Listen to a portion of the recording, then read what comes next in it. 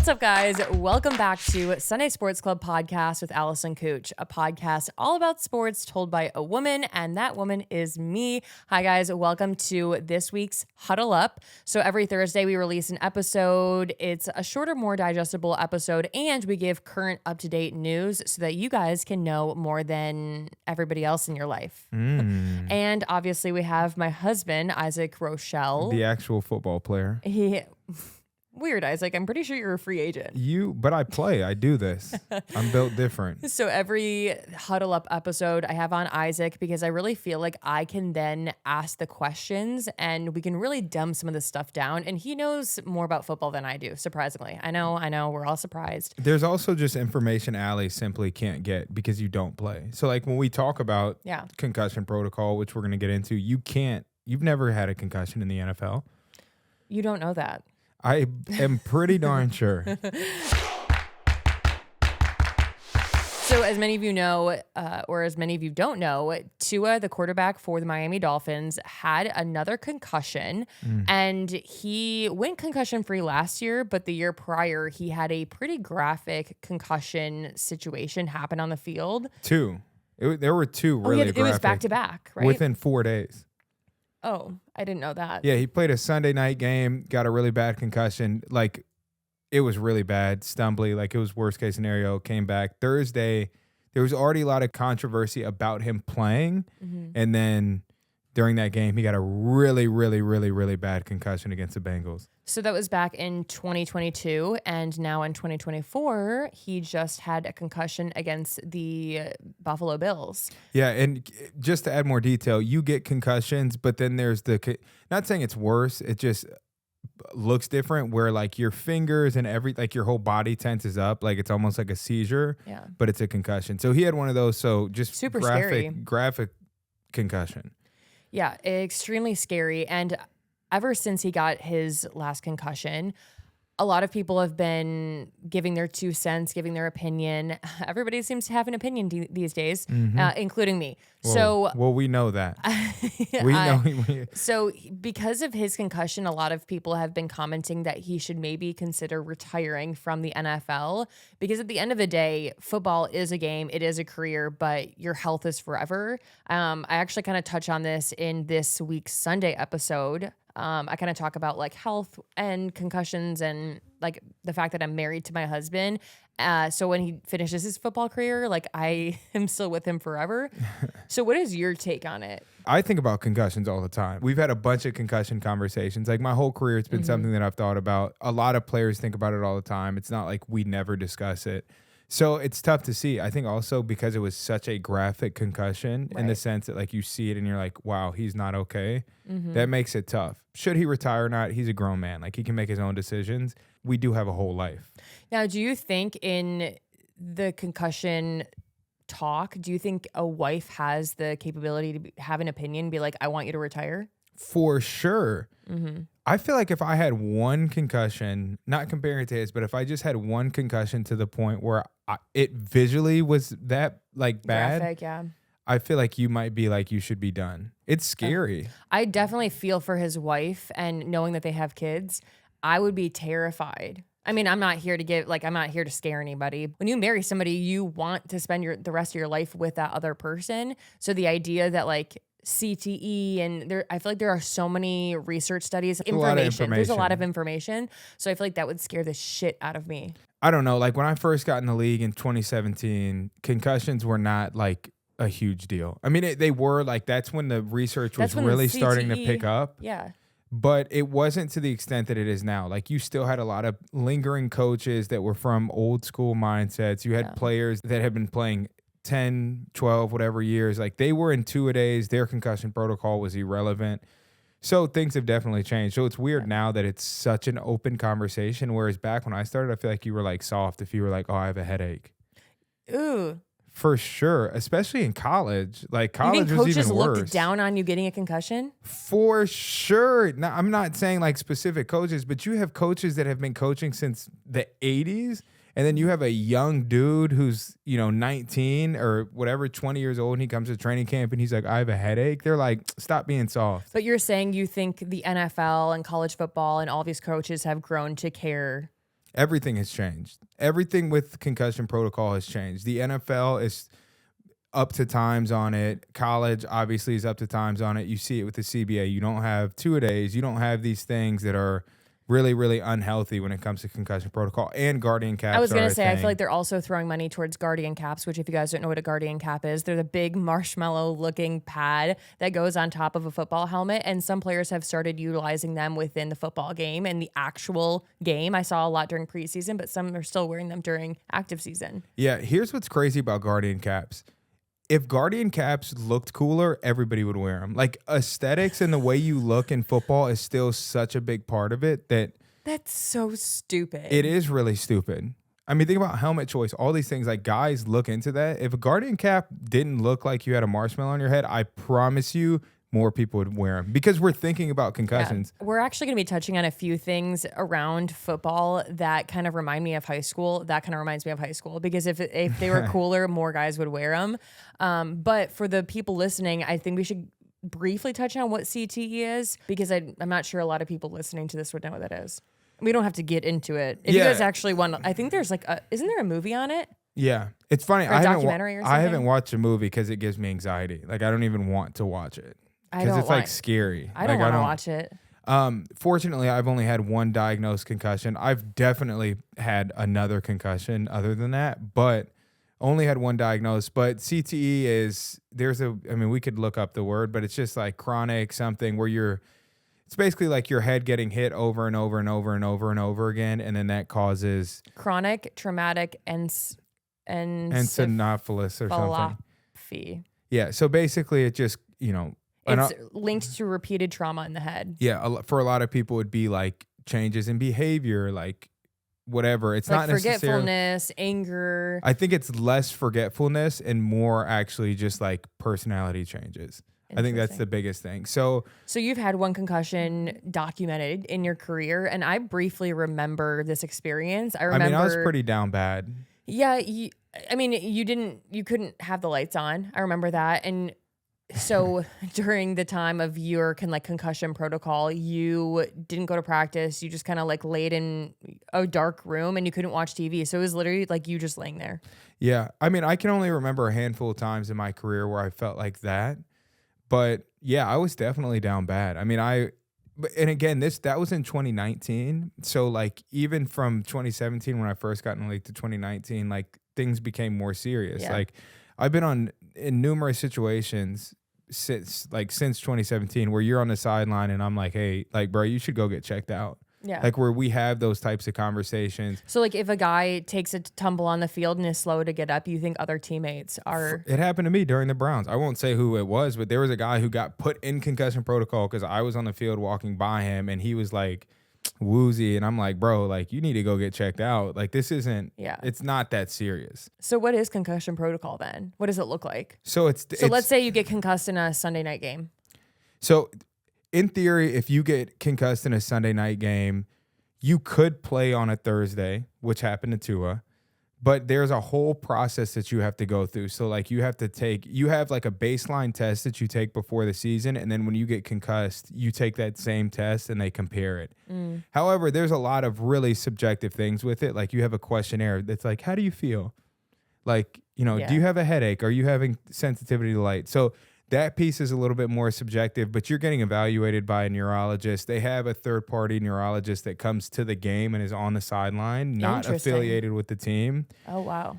Again, little gray area because it's the same neurologist every week. So it's like they don't work for the team, but like they're affiliated. They work for the team.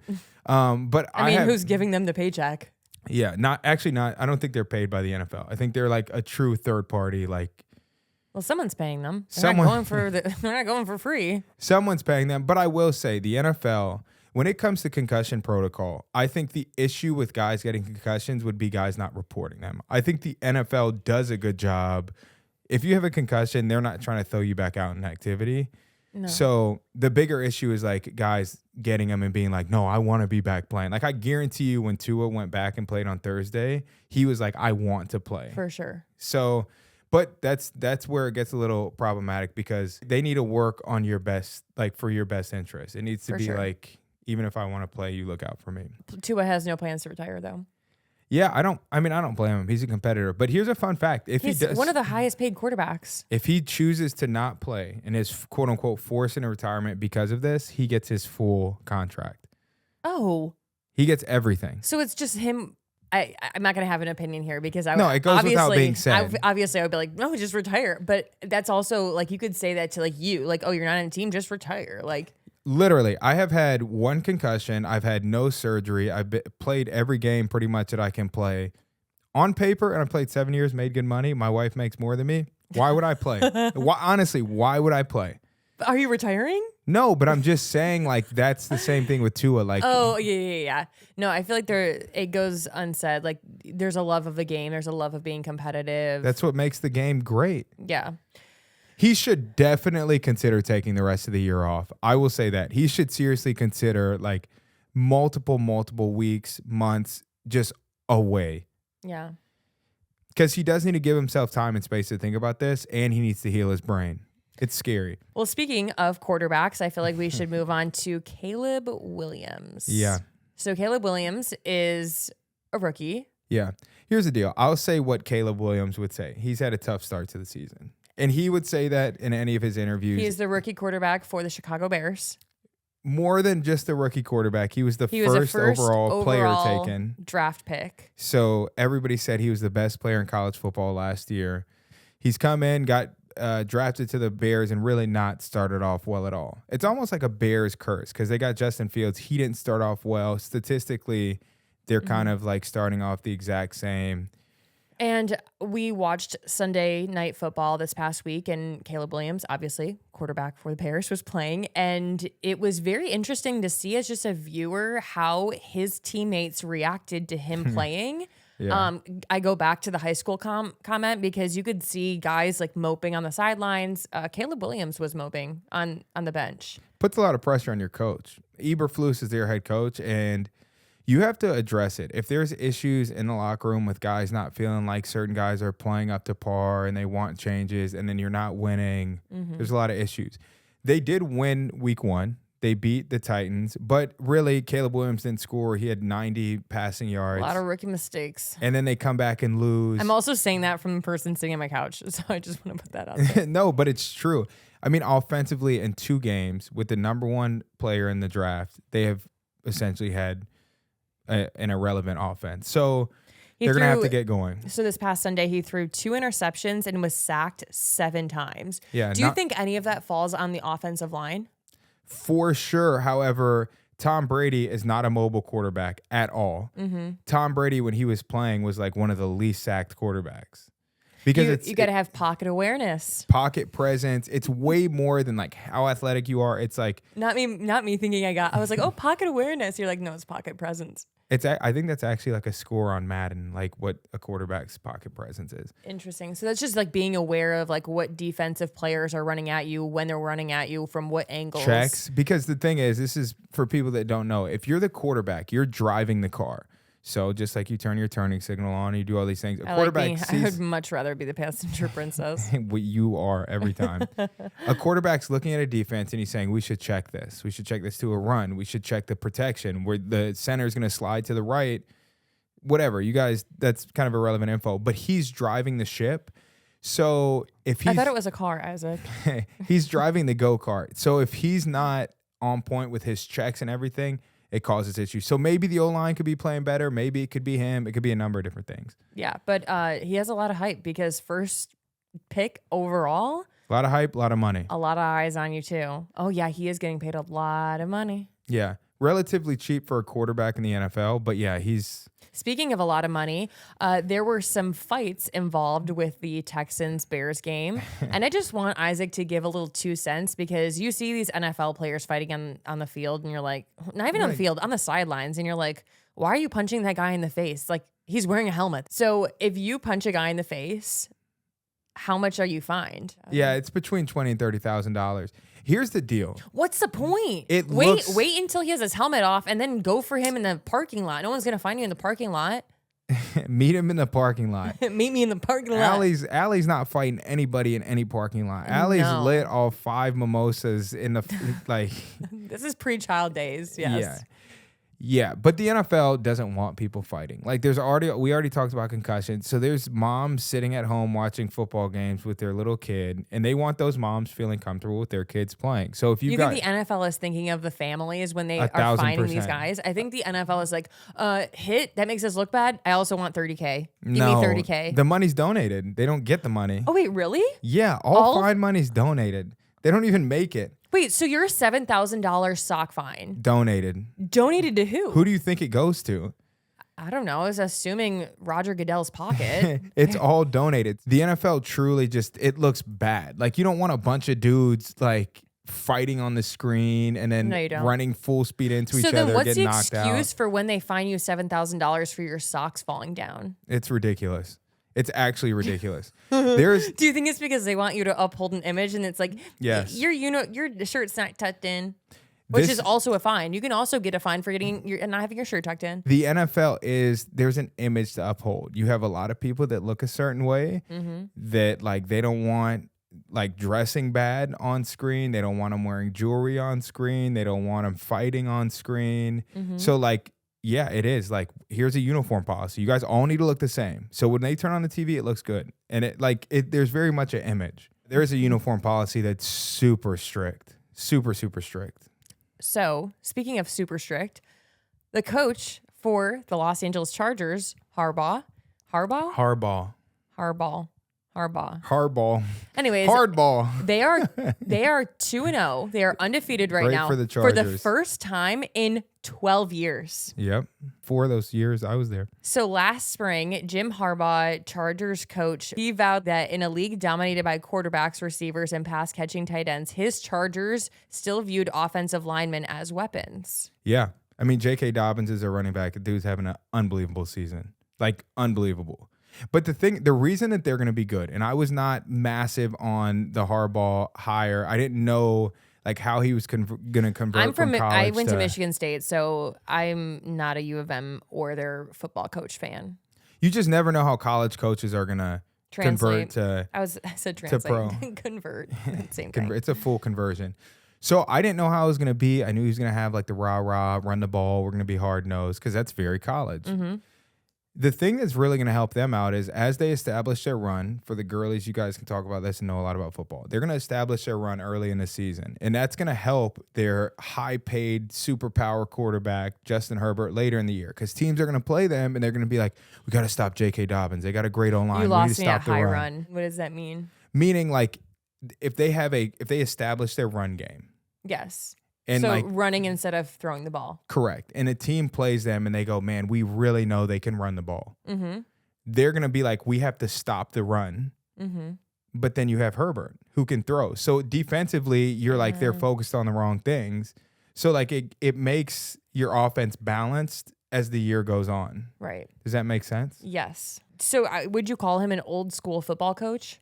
For sure. What about him makes him old school? Just establishing the run, hard nose. Like you look at like some new school coaches, like I feel like football coaches tend to get too fancy. Yeah, but you also have quarterbacks that are making $60 million a year. So you kind of have to get a little fancy. A little fancy. Because you're paying these guys a lot of money. But yeah, he's like, I don't care if we're paying our quarterback $55 million a year. We're going to run the ball, establish the run. And then, so you think him coming out for the first time in Chargers 12 years, you think him coming out 2-0, it looks really good? I think it looks great. They beat 2 good teams too. You think the Chargers are happy? The Chargers are super happy. No, how do you weaponize an O-lineman? I mean, we're talking about guys who are 300 pounds. How are 300-pound linemen found as weapons? I think it's the unit. It's the full unit. It's like being a brick wall, huh? Because if you have a good run game, which we've referenced, do you know what that means? Yes, I know what it means. Game. Your good run game is just as good as your O-line. These 330-pound men who have no names, they're just there. The better they are, the better the run game is. So he's saying we're going to use our O-line. They're not just going to sit back there. We're not going to rely on our quarterback or whatever. We're going to like run down people's throat. Yeah. It's kind of a violent, yeah. We're just going to run down people's throat. So I kind of briefly touched on this on this Sunday's episode, but I think it's important to talk about Christian McCaffrey is out.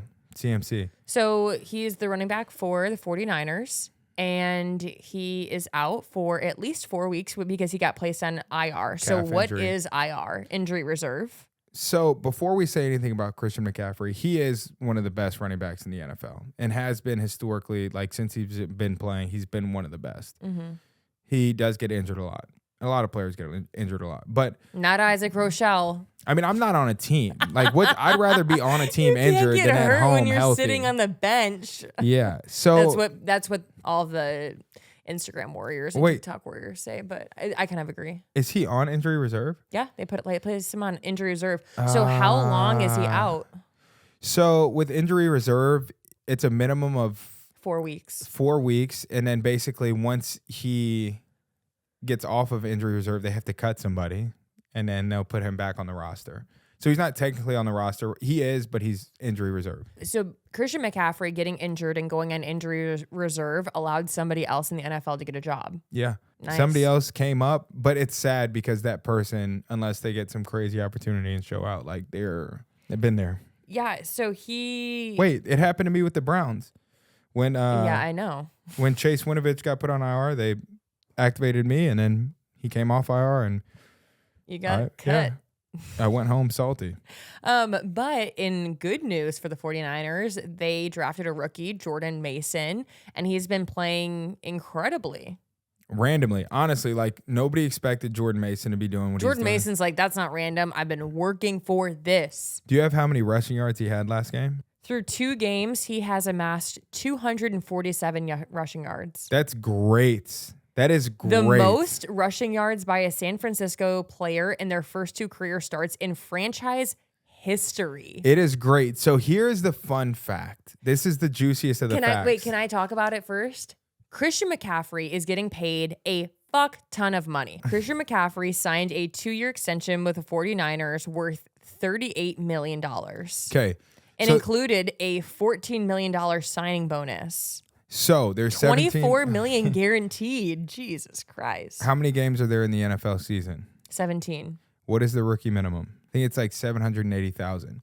So if you do the math, Christian McCaffrey is making more per game than Jordan Mason is making in the entire season. And Jordan Mason has almost 250 rushing yards in the first 2 games, which is a record for franchise history. So next year, why would you bother paying Christian McCaffrey again when you have Jordan Mason, who is super cheap, and you still need to pay Brock Purdy? It's a good question. I mean, like I said, Christian McCaffrey, Jordan Mason has played 2 games. He's a good running back. We know that. They also have one of the best O-lines in the NFL. That helps. Christian McCaffrey, year after year, has proven himself. The only thing that Christian McCaffrey, that people could say, and that they do say, is that he gets injured a lot. Other than that, when he's playing, he's great. So I think there's a lot of confidence that a GM could have in having Christian McCaffrey. Totally. Now, if Jordan Mason goes and has a full year, maybe you think about it, but he probably won't have his chance fully because when Christian McCaffrey comes back, you're paying him good money. I just looked it up. He's out at least 6 weeks. That's a long time. 6 weeks is a third of the season. That's Jordan Mason's got a chance now to at least prove himself. Jordan Mason will have his shot. They're going to figure out ways to incorporate him. If he continues to play well, I mean, breaking a franchise record in the first 2 games, like you're in like 49ers Hall of Fame. Like that's like a big deal. Jordan Mason was a undrafted rookie. Do you understand? With the 49ers in 2022. I thought he was a first-year rookie. It doesn't even matter what he is. Shut the fuck up. He's really, really good. But see, this is what's crazy about the NFL, and this is why I get so annoyed. Last year, nobody knew who Jordan Mason was. These keyboard warriors would probably be like, Jordan Mason, you suck so bad. NFL is all about being in the right place at the right time. You could be the right player in the wrong place at the wrong time, and like you're screwed. Yeah. So shout out to Jordan Mason for getting his shot for real. For real. I see myself in him. Isaac, you're not a running back. You're defensive end. Just a guy who needed an op. Okay. Just needed an opportunity. Okay, Isaac. All right, guys. And the last thing I'll briefly mention, a lot of hearts have been broken because Jalen Hurts is engaged.